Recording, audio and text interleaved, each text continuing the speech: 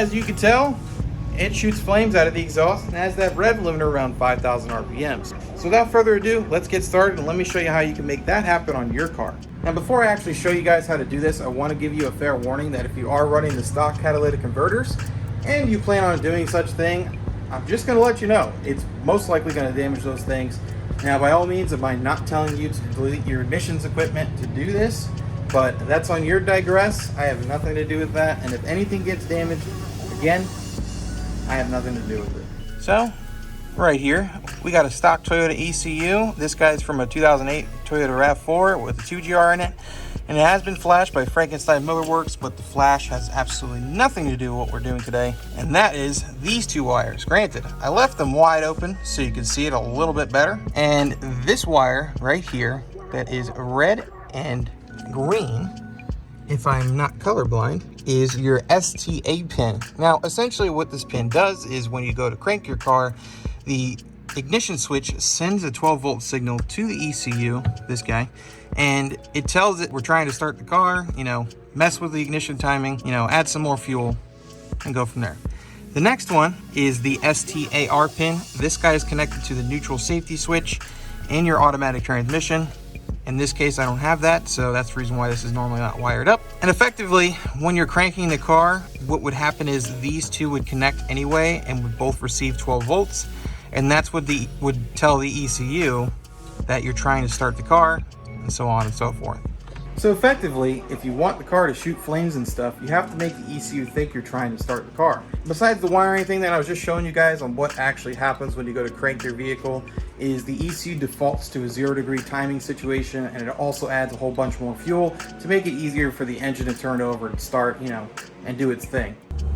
All right, so now we are looking at the instrument cluster and everything. I'm gonna go ahead and rev the engine up and then put the ECU in that mode by pressing the paddle shifter on my steering wheel, because that's the way I have it wired up. See how the RPMs dropped and everything, and the note of the exhaust sounds totally different. So here I have an old phone hooked up to an OBD2 reader connected to my ECU. And then we'll look at the engine RPMs and whatnot. We can all see that there. Now pay attention to the engine timing. You see how it's at 46 degrees? Math and everything is all about the same. Watch what happens when I press the button on my steering wheel. See how the timing defaults to 0? That's because now the engine thinks you're trying to start the car. Alright, so I got the car running still because I want to show you guys exactly what's going on in the cab when I'm pressing these buttons.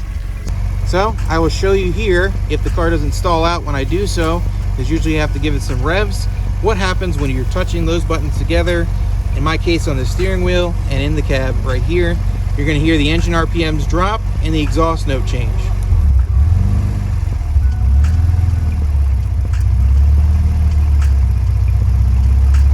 You hear how it sounds completely different and the engine's running at a lower RPM. Now I know you guys can't smell this, but the exhaust stinks the second you enable this mode because it is running stupid rich. Now how are you able to find out if your car is able to do such thing? What I want you to do is go on Google, type in the year, make, model of your vehicle, whatever it actually is. See if you can find a wiring diagram, and whatever the engine drivetrain that you have in your car, click on that engine control tab, give or take.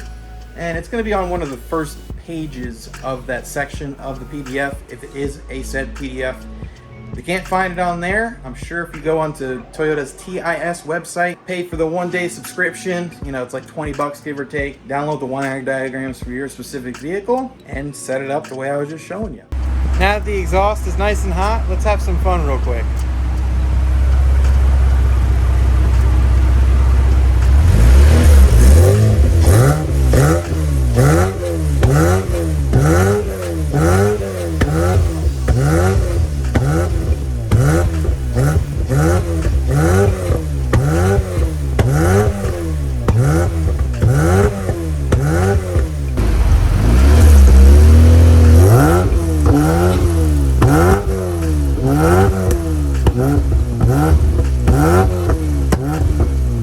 Alrighty guys, so before I wrap up this video, I want to go over everything one more time.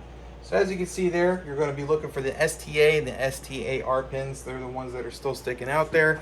Once you find those on your car, if you touch them together and you see the engine RPMs drop, or the car stalls out completely, or if you have your OBD2 reader and the ignition timing automatically goes to 0, then you're pretty much in good shape. Your car should be able to do something very similar to what was going on with this guy.